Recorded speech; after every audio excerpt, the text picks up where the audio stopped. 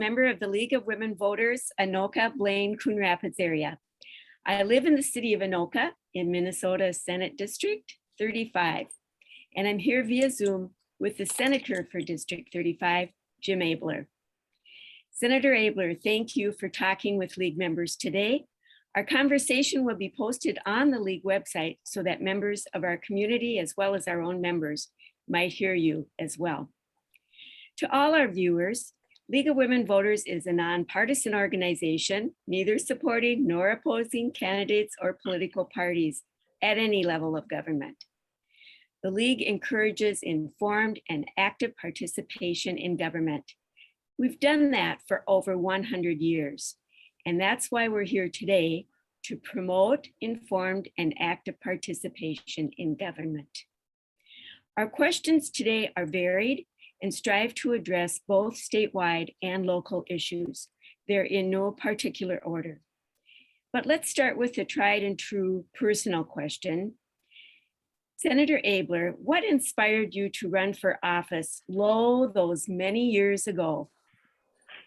Yeah, where does time go? It's 24 years ago that I first ran, and people chose to elect me by a whopping score of 51% against my now good friend, Jerry Newton, in 1998. And so I was active in healthcare as a chiropractor, active in education with a charter school, active in family issues. We had so many kids already. And so when Charlie Weaver stepped down, anybody remember that name?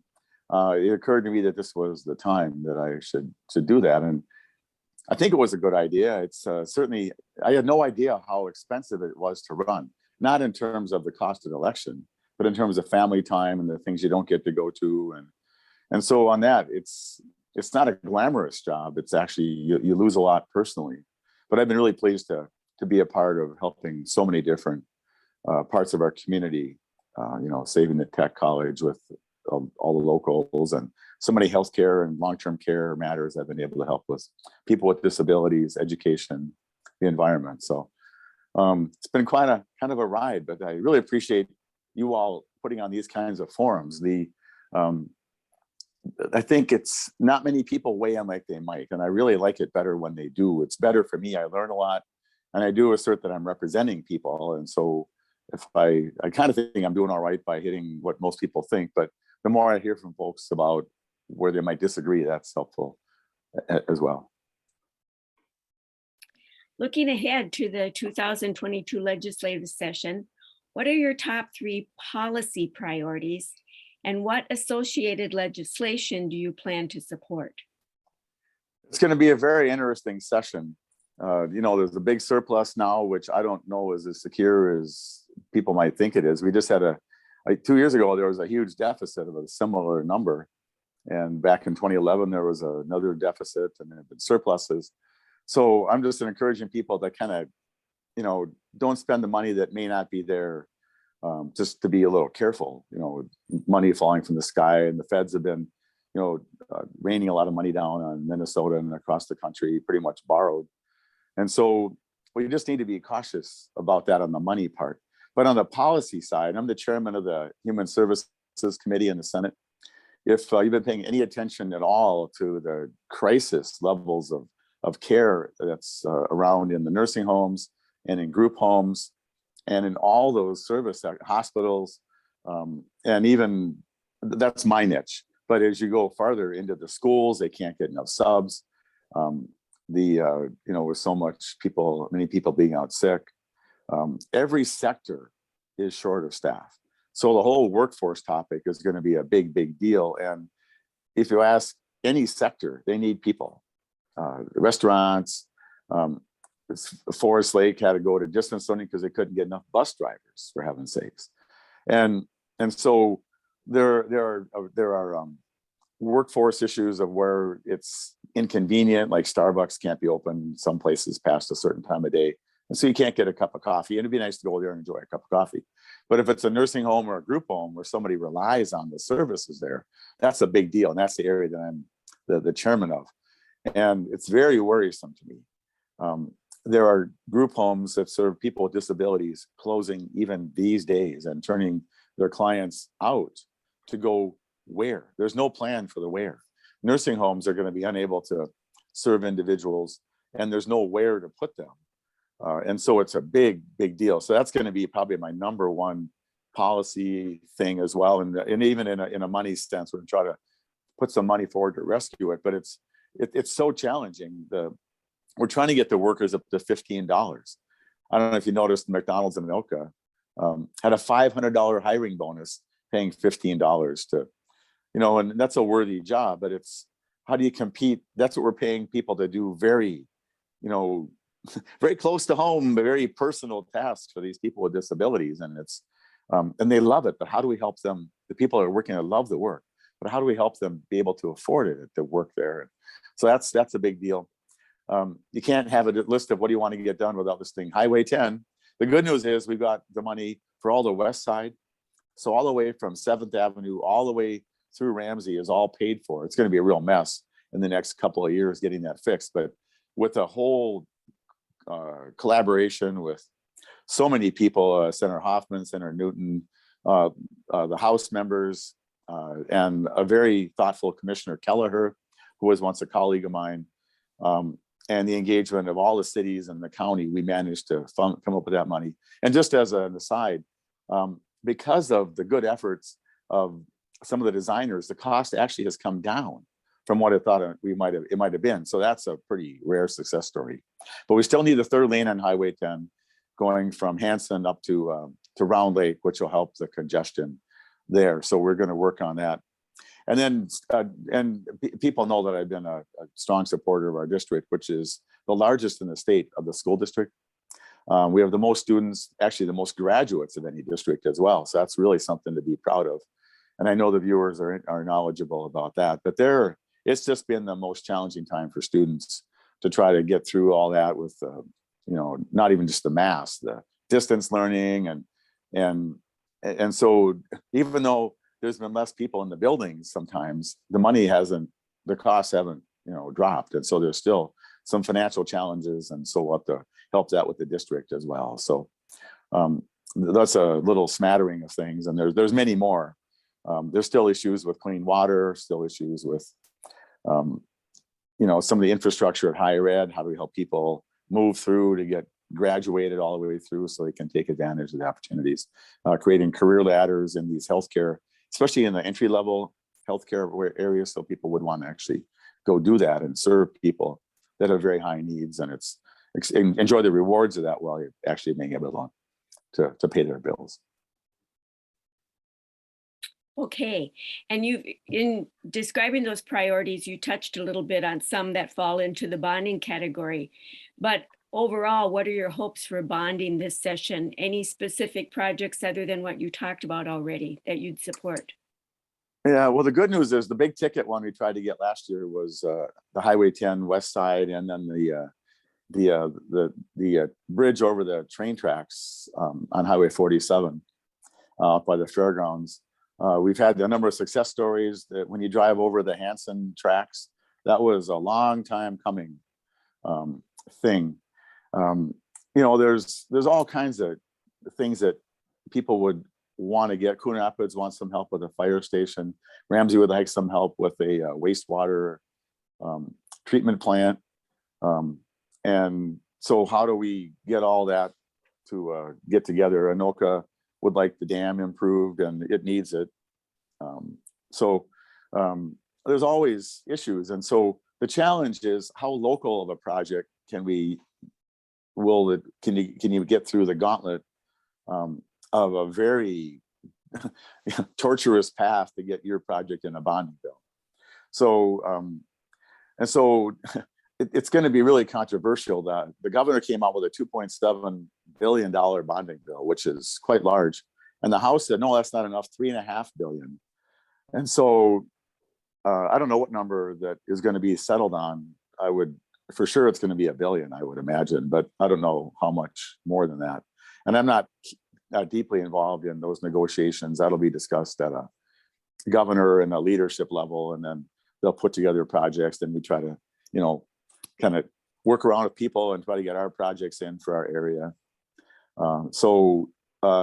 But it's going to be really contentious, this session coming up. And if people know me, I'd like to work together with people and get things done. And I don't have time for that. I just don't enjoy the political like this. But that's a real part of it. And this year, there's a governor race coming up, if you noticed, and Governor Walz wants to stay being the governor. And several people in the Senate want to be governor. And, people are going to vie to be the Hennepin County attorney, and they're in, high position people. Whenever there's people that want to be higher, and it's election year and they're in the legislature, it just kind of confounds things.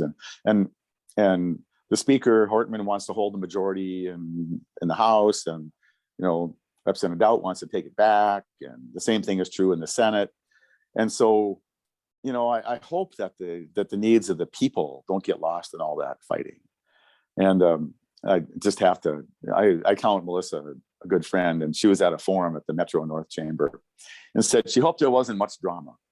I believe, maybe I appreciate that wish, but I think there's going to be a lot of drama. And at the end, and the thing is, we don't really have to do anything this year. The budget's set. Minnesota's doing pretty well in many ways. There are some grave issues to address that I really want to get done in the policy world. Help with substance abuse.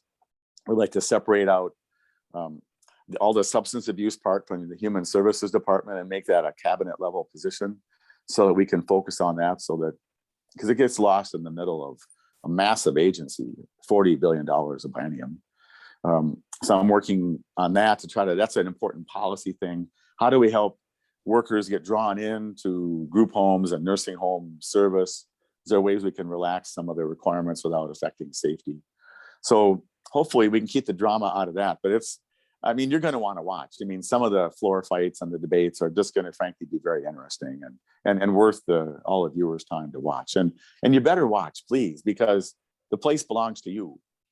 I'm privileged to be ringside, but I can tell you the comments I get from people, even those who don't vote for me or have a strong disagreement about something that I think, help me do a better job. And that's what I'm about. And let's work on something, and you can still vote against me if you want, but let's get stuff done in the time we have, because there's so many things that we can make better in Minnesota. We're already pretty good on so many things. We can even be better.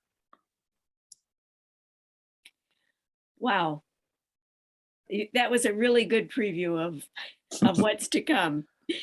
Now, you touched on the fact that Anoka Hennepin is the largest school district in the state. And this question is about those students and moving through. Do you believe it would be helpful to require high school students to earn credit in civics before graduation? A short answer, yes. There's always an issue when we make the schools do anything, because, oh no. But I think that, an informed electorate is really important. And so, everybody gets to vote, whether they're informed or not. And sometimes not being informed, you might make a choice. You would go like, oh, I voted for that person. Oh, what was I thinking? Or they don't even give it a thought. There's a nice postcard comes out, or somebody tells them that's the person, that's the woman you want to vote for. Or it's just a pure party line vote, which in my mind is, go ahead and vote that way, but you want to really scrutinize people.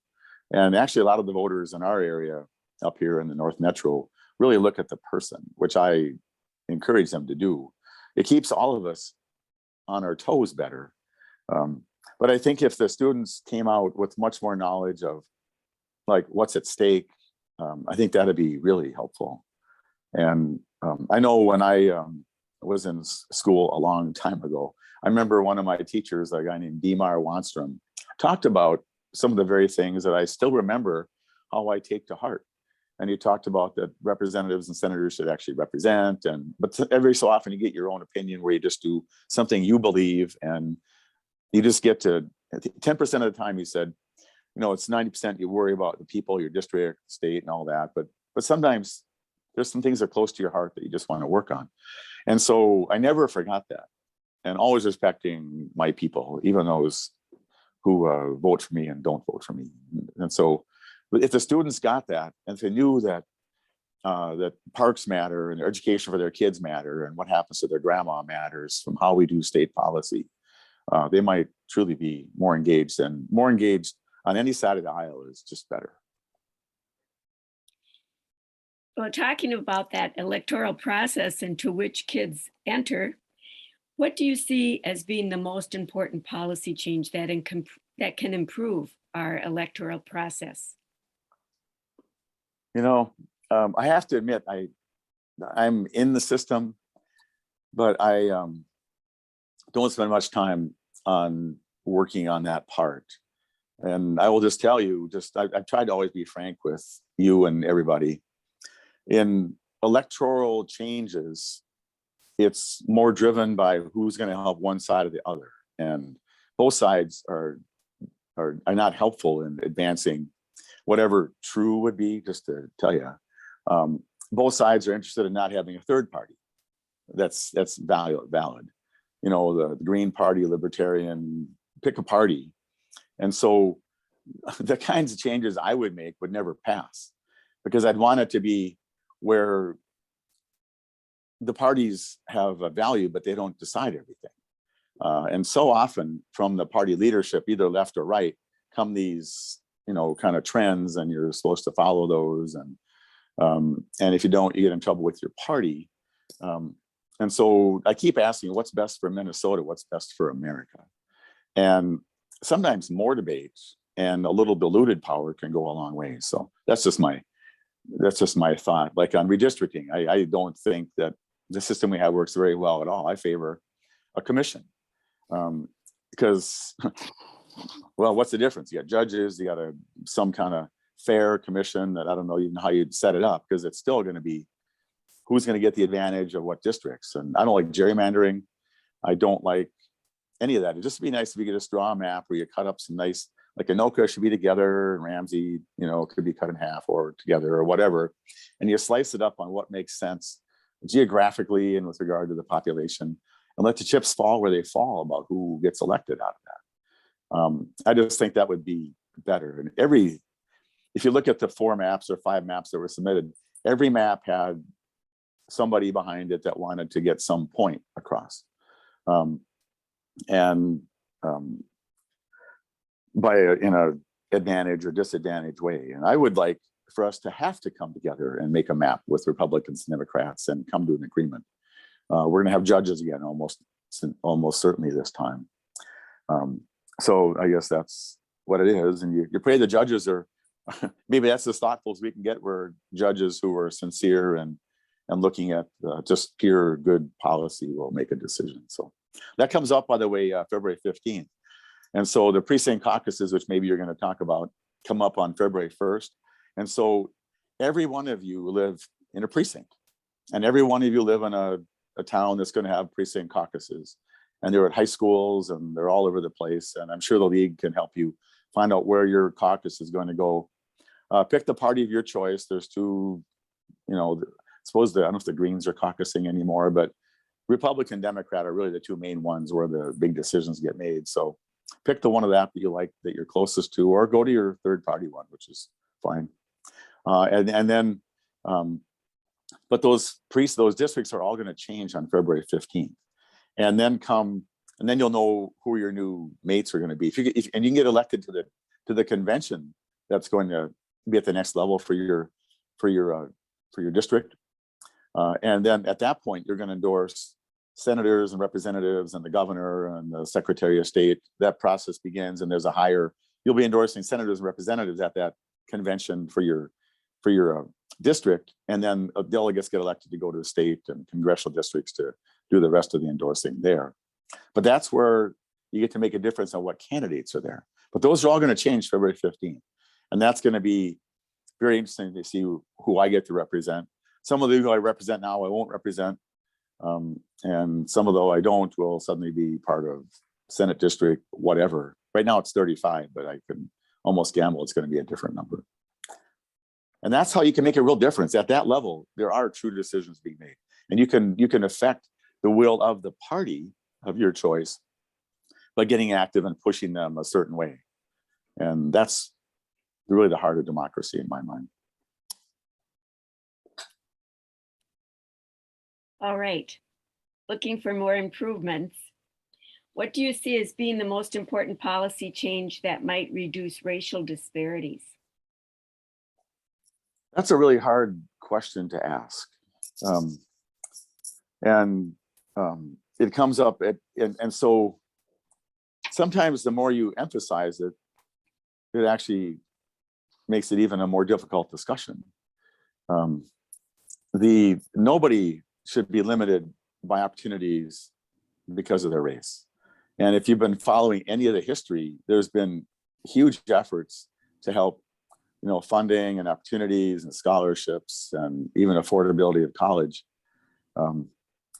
So I don't know if there's a magic bullet at all. I know in my heart, I've always felt like the tribes weren't treated very well. I was just talking to Dean Erdahl, who's a representative, writing about the history of tribes in Minnesota and various very poor treatment, where they didn't even give them the food back in the 1850s that they were supposed to get.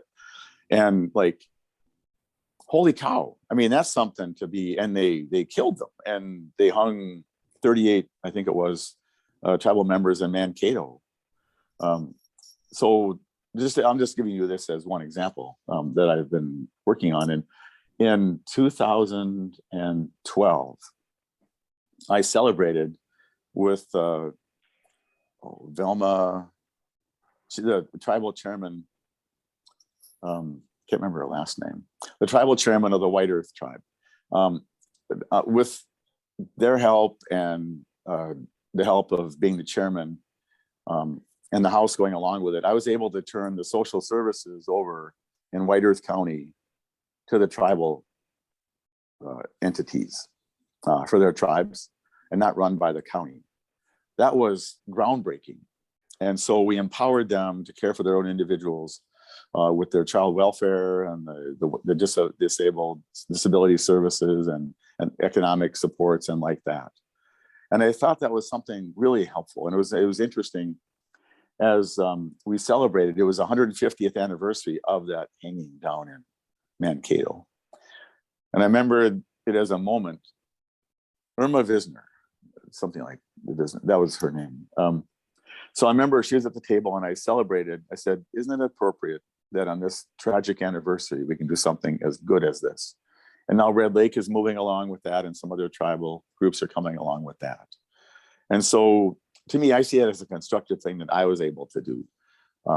I don't know how to fix all the rest. There should be nothing decided based upon that. And I'm sorry, I'm gonna have to just, I mean, that's what I tried to do personally. I think it made a difference for the tribes.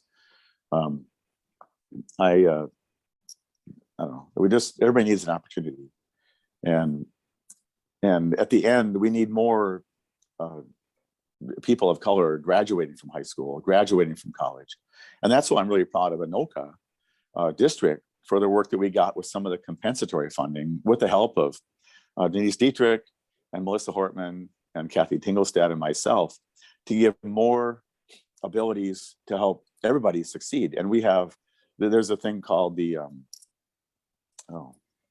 there's a gap, the achievement gap, which is very racially imbalanced.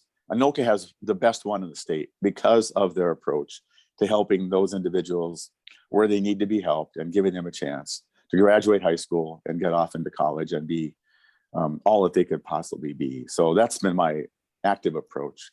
And I'm all ears on if people want to offer me some more advice on other things I could do. So. Thank you. Kind of switching now back to a procedural question. Would you support having a process to assess and note the impact on climate change for bonding bills, similar to how we have a fiscal impact note for legislation? I've actually never thought of that. So I think it's important to take it into consideration on how we're affecting the climate. And I remember hearing Will Steger come to the House a long time ago, 15 18 years ago, he came and we had a special evening meeting with him. And I was very impressed on what he had seen as an Arctic explorer and the changes that are going on. I'm happy that we've been able to get a higher renewable standard in Minnesota. I voted for the early one of that under Governor Plenty, ironically, and they've exceeded that. When storage gets better, we'll be able to get close to a much higher number even, and the batteries are much improved. Conexus has been a real success story about that. So about the bonding bills, I don't know how that would work, and I think I'm just going to dodge that question because I don't know the mechanism that you would do. Would you, I mean, if you need a wastewater plant, I don't know how that's going to affect climate change. I would think if you don't have the dirty water not running into the river, that would be kind of a good thing. I mean, there's a lot of environmental impacts. So I don't know.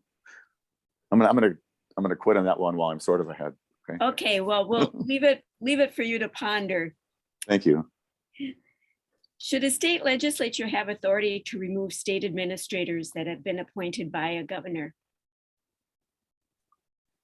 The way it's set up now, administrators is a different question. Where the Senate is now authorized to confirm commissioners, and I can get into that in a second. I've never thought about the legislature removing administrators. In my view, elections matter. And if you don't like the governor that got elected, well, the next time elect a different one. But the privilege of the governor who gets elected is he gets to appoint all kinds of people. Many of those are set to be approved by the Senate. Most are not. Like there's a commissioner, but then there's the deputies in the department. Those are not approved with the advice and consent of the Senate. The governor gets to run stuff the way that 51% of the people in the state thought it should be. And it's otherwise, what good is it to be the governor? You set policies, you set a direction. And that civics class that kids should take, students should take, they would learn that if you get a governor you don't like, he's going to do stuff you're not going to like. So you could have stopped that if you would have voted, or helped the one you wanted to get in that would have done things you would have liked. So I do not think that we should open up a new law that would let us take out administrators, even though there's some that I would, not miss. But you have to, and even to the issue of commissioners, in a good world, in a collaborative governor legislative partnership, these matters would not come up. Very often, the reason that topics about commissioners being eliminated or just not confirmed is a product of lack of ability from the governor and legislative leaders to work together. And I'm known to be a collaborator. And just with this particular governor in 2020, during all the pandemic, from March to July, I reached out to him 13 times, asking if he would get a hold of me because I had some ideas about how it might go. 13 times, finally in July, he got a hold of me. And not to disparage him, but just as a contrast, Governor Dayton, when I would reach out to him, he would call back. In 13 times, he would have called me 10 times. And he wouldn't have always done what I thought, but he should have done more things that I thought. But anyway, but at least he listened and it got back in the back of his mind. Governor Plenty, one night I remember his chief of staff calling me at 11 o'clock saying, "What do you think about this?" There was a strong communication. But sometimes you have to do things to try to get the attention of the person who's not engaging. And if the governor has a weakness, it's coming out of Congress where things are done at the high leadership level and then the people kind of fall into place. And that model doesn't work in Minnesota. A collaborative, engaged model where as they develop policies and try to solve solutions, especially in these challenging pandemic times, where you say, "What do you think? What do you think? We're going to do this. What do you think?" But instead, it's just all one-sided, and out come the announcements, and I have all this money, and I'll do with it what I want. And the money could have been spent better. The approaches could have been better. I think we could have improved our impact on the disease, but also on the small businesses that were impacted, along the way, with more collegiality. So these kinds of topics about getting rid of some administrator or commissioner, in my opinion, come out of that. If you have a commissioner that nobody likes, but they're engaged, they're working, and they're trying to work with people that don't agree with them, they're never going to get removed. Never. And so just so you know, I did not vote to remove either of the two commissioners. I just did not think that was a good policy and a good way to do it. I was conflicted on the bishop one, where she was up the next day. And the only reason I mentioned about Commissioner Malcolm was to get the governor to engage and to let people have the freedom of their conscience. And in the speech I gave talking about that, I suggested that, so Governor, let's call a truce. You can keep the Commissioner Malcolm and let these people have the freedom of their conscience. And for me, conscience and religious freedom is the hallmark of America. You know, Linda, you and I agree on lots of things. We don't agree on everything, but we're very collegial having this nice conversation here. And people want to be respected with their view and have it taken into consideration, especially when it's something as core as your honest conscience convictions. There's some things you believe very strongly, which you're never going to relent on no matter what. And me as well, and the listeners as well. And so when you want to have people go against those in some way, that's a big deal. And so you have to always consider what that is. And the same is true of people's religious convictions. Closely held, people lived and died to get this country founded for people to come here to worship as they choose. And we're a pluralistic country, and people can worship any way they choose, but they get to worship any way they choose and hold the beliefs they have. And those need to be respected. And that's the heart of my conflict with that area now. And if I've been vocal, it's been because of that. And so anyway, so the governor gets to be the governor for good, bad, or indifferent. Okay, well, I've got a related follow-up question. Should the state Senate's advice and consent requirement for gubernatorial nominees be amended? So if the Senate doesn't act on a cabinet nominee within 90 days of the announcement, the nomination would be approved automatically? And please explain your thinking on that. Yeah, actually, I read the question. I thought I've never heard of that idea. It sounds convenient, but it takes away the leverage of the body that the governor might choose to ignore. One day there's going to be a different governor, and one day there's going to be a governor of a different party, and there'll be a different balance of power. And sometimes the only way you can have a discussion is both sides having standing. The reason unions go on strike or threaten to is because they need to have bargaining power as a group. The owner has bargaining power because he's the owner. And so it's an even playing field. So I would not think that would be a good idea. Okay. Okay. This next question has to do with child protection, and I'm going to set it up for those who are viewing. Actually, just this morning in the Star Tribune, there was an article saying that a woman had been charged in Brooklyn Center with the charge with the murder of her child back in April. The child had been removed from the home and then returned, and the child's no longer alive.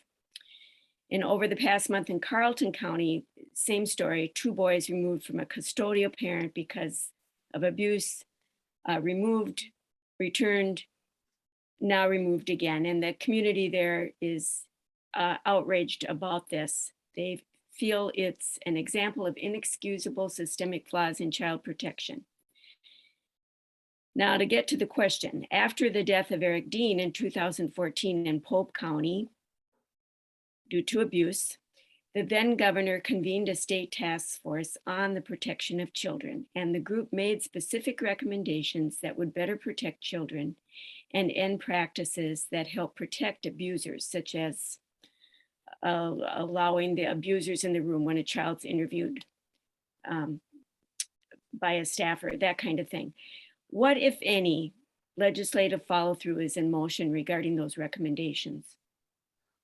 Well, yeah, it's a really hard question, but a very good question. My committee oversees a good part of that, and I've spent a good deal of time on the topic. And the tragedies that happen are tragic. And like, how could this be? And like, oh, somebody who failed, and somebody failed. You can never, and sometimes the failure is a little one, and you just didn't know.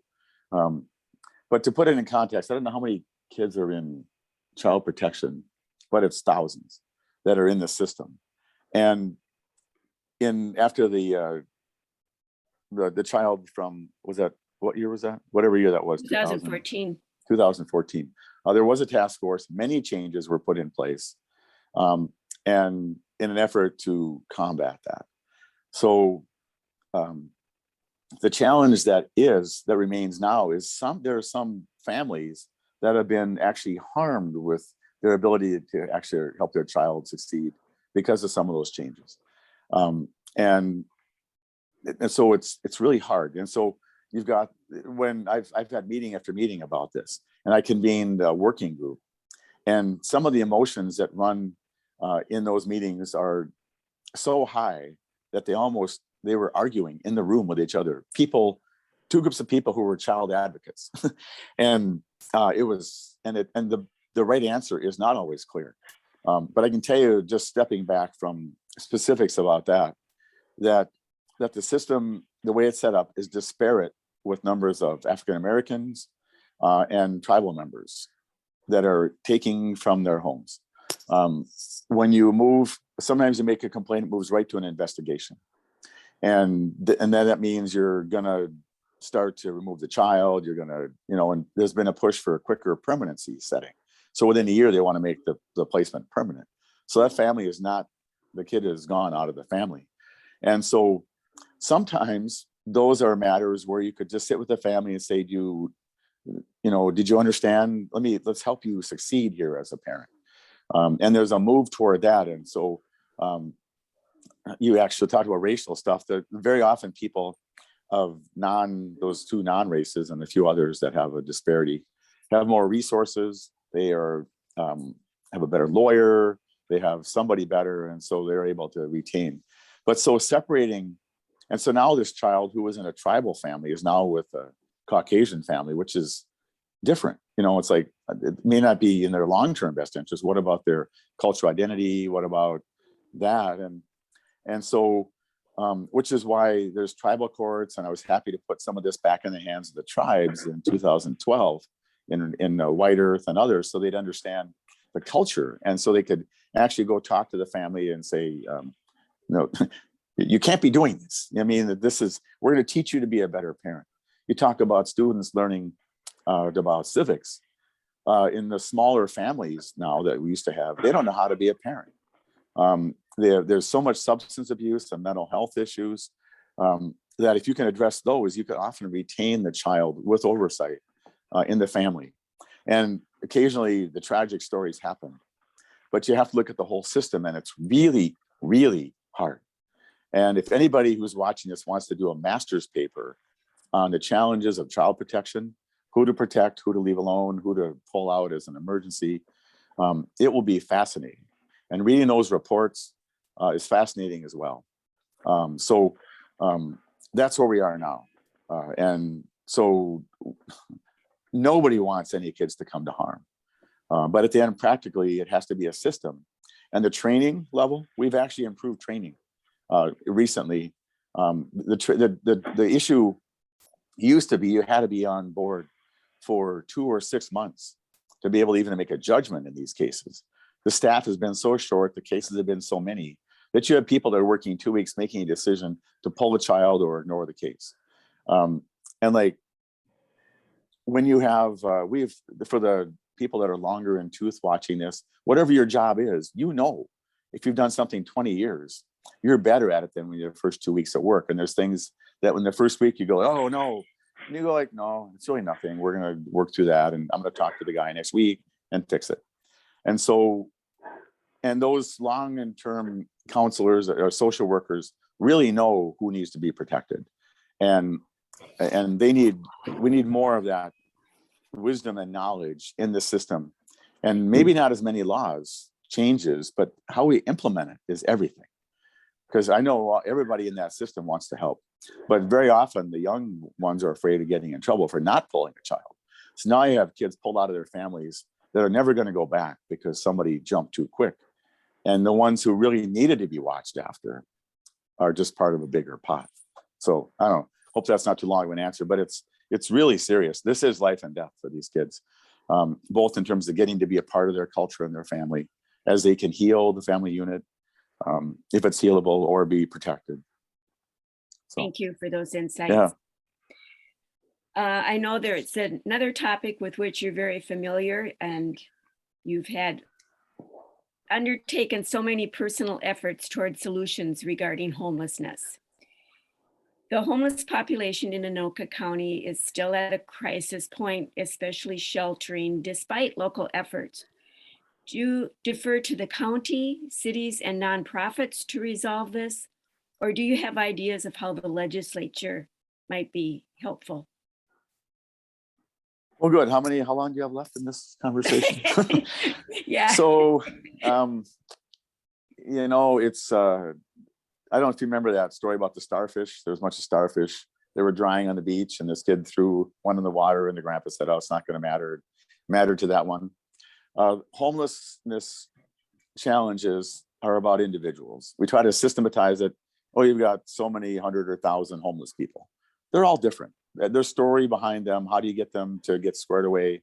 Assuming that being homeless is a bad choice, and that you want them to, they should work and get a home and be productive and use all their skills. And so, and that's my department too, in my committee, and we put some more money toward it. And it's always, bring some more money, which you need certain amounts of money to create beds. But the best homeless projects, in my opinion, are those that look at the person as a unit or as a whole, and like, well, where are you at with your substance? Where's your mental health? Where's your medical conditions? They're all eligible for healthcare because they have like so little money. And so you can get them squared away on that part and then challenge them toward independence and self-reliance. Because I don't think that, some actually just are comfortable not having a home, believe it or not. And those are a harder case, but 80% are way more, I don't know what percent, but there's a few of those, and those kind of skew all the debate sometimes. But there's a few of those, but most of them really would rather have a place. They'd rather have someplace they could go. They'd rather have the support of a network of friends. Very many are alone. Some of the younger adults have had just very hard home times, and they left, and they never got on the right track. They never had a chance to even get out of high school or get into college. And so they're not trained very well. The jobs they get aren't very good ones. Or they run afoul of some relationships where they're abusive. And so in my mind, that's the model that is the most productive. And so merely housing people to keep them out of cold is good for an emergency. But as you try to look into each person, what really can move people along the continuum to being not only self-reliant, but even helping their former peers, which I think would be very powerful. So that's where I would send that. And we, in Anoka, we set up the veterans, took the old state hospital places called Haven for Heroes now. And the goal there is to help some of those gentlemen, mostly it's men, there's a few women there, are older and they're just going to settle in and be safe. But the younger ones, we're big on get a job, get some income, stay as long as you want. We tie them into the VA programs to help them with their substance and their mental health things. And some are very challenged. But they have to get settled in and then get some supports. And many of them move on their own and they're quite successful. And that's been a real example of the community getting behind a group. It's all private money. Anoka, well, just not Anoka, but Anoka, the whole North, it's been actually regional. So we've had 700 or 800 volunteers, countless numbers of legions and VFWs and biker veteran groups coming together, supporting those individuals. And if you can get a community behind your efforts, then it really helps the people involved to plug in and get some new friends and kind of go a different direction. Keeping the same old friends isn't where they want to be. So. Thank you. We've got time for a couple more questions. Talking about people who are down and out currently, What is your position on restoring voting rights to felony offenders who have been released from prison? I was reading the questions, and I am probably the weakest on that topic of anything in terms of really knowing a lot about it. I haven't spent the time to research it. It seems the most reasonable thing, and this is not my area of expertise. And so, crime is crime, and so there's consequences. But sometimes these felons are on paper for so long. Their probation paper might go 20 years, and that doesn't seem fair that they would be deprived of vote that long. And anything you think you might want to do is always clouded by the debate of the legislature. But it seems to me like a reasonable amount of time after you've been released and you're now in the community. If you're good enough to be in the community after some period of time, I don't know what that might be, a couple of years, I don't know. It would seem reasonable that you could work toward that. That might actually be a good compromise. But that's as much as I know about it. Okay. And I'm actually open to advice from people. I'm being transparent to you because I don't know everything. And if my whole district said, like, if I got like so many people that you really need to do this, like if half the people that we really should change it a lot, I would have to, probably I would adopt a view. But at this point, it's kind of just, I watched the debate from a distance. Okay. I'm really curious to hear your answer to this question about the Metropolitan Council. Are you interested in changing the geographic composition of the Metropolitan Council? And if so, what would your strategy be? Well, yeah, it's very good. This has been a topic for a good long time. The Metropolitan Council was set up in the beginning, actually by my predecessor, Chuck Weaver Sr., back in the 60s or sometime, to help with metropolitan governance. We were a growing city and needed help with sewage and some of those common areas. It has grown to be a development managing area, a lot of roads, they handle all the transit, spend a lot of money.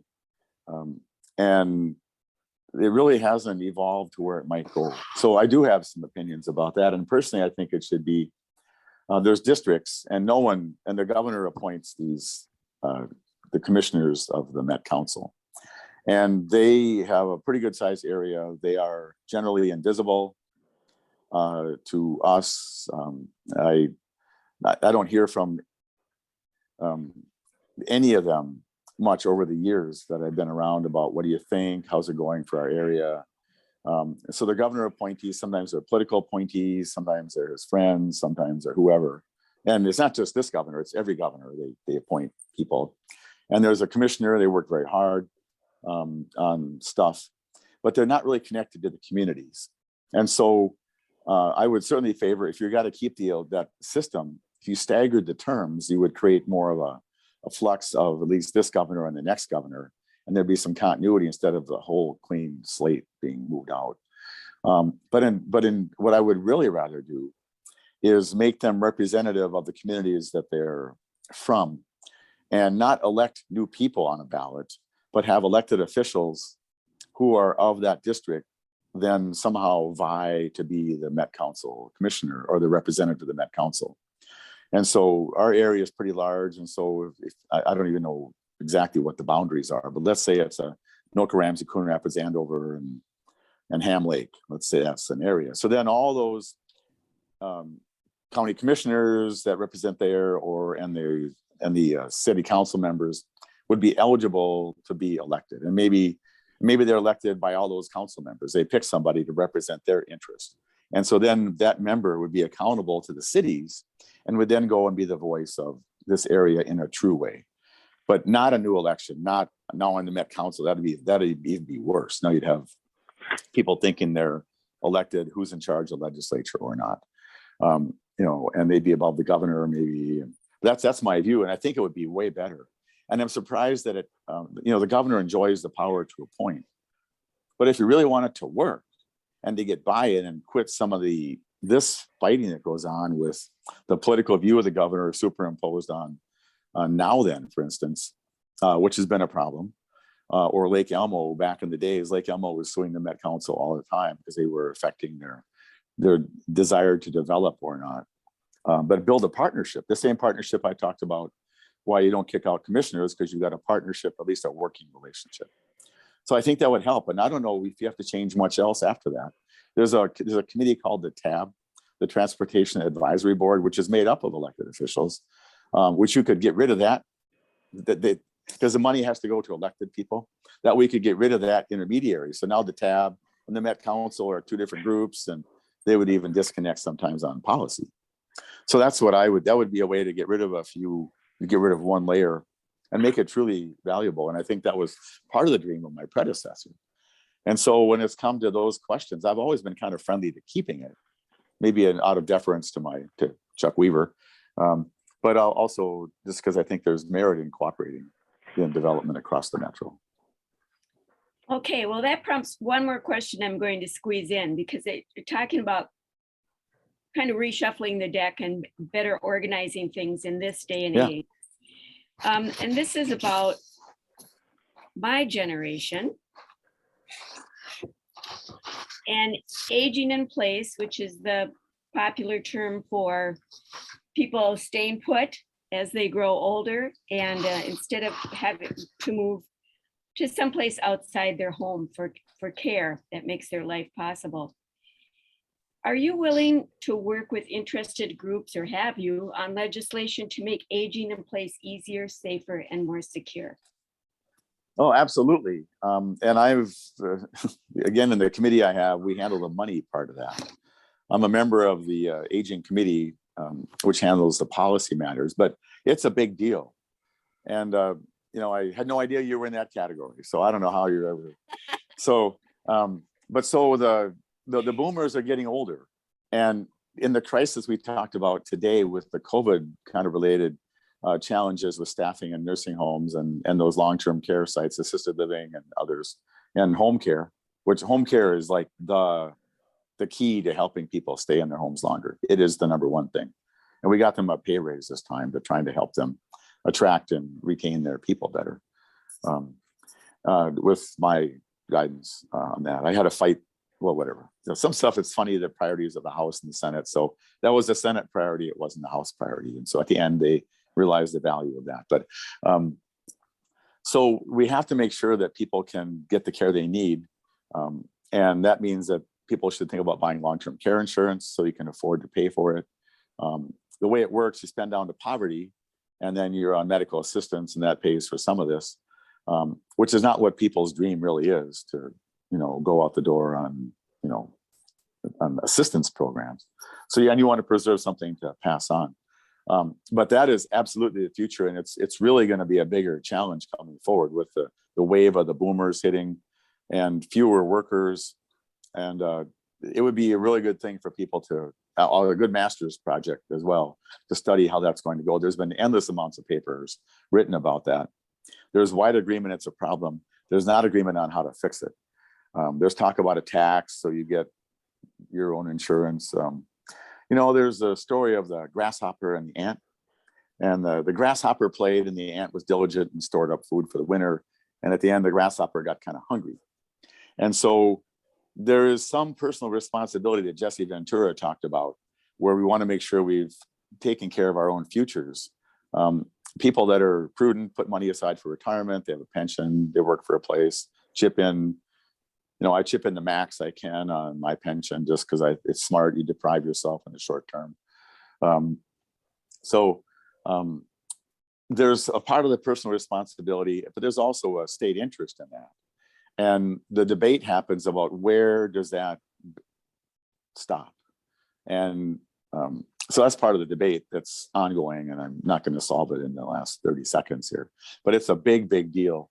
It's talked about a lot. And there's also aging in place where you go someplace like the homestead, where you age in the same piece of property. You take a senior apartment, and then you move down the hall to an assisted living. And then if you get old enough and need services, you go down to the nursing home. that's another version of aging in place, which has evolved quite a bit, and it's been kind of quite nice. So the people are used to getting out of their home, and so that's another version. But the longer you can stay in your own home, the better.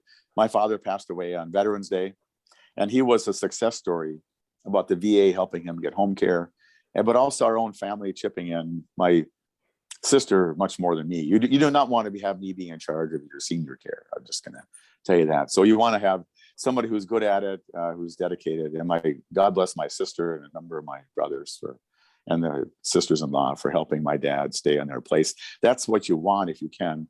And he slept his way to heaven at home on Veterans Day, which was kind of cool.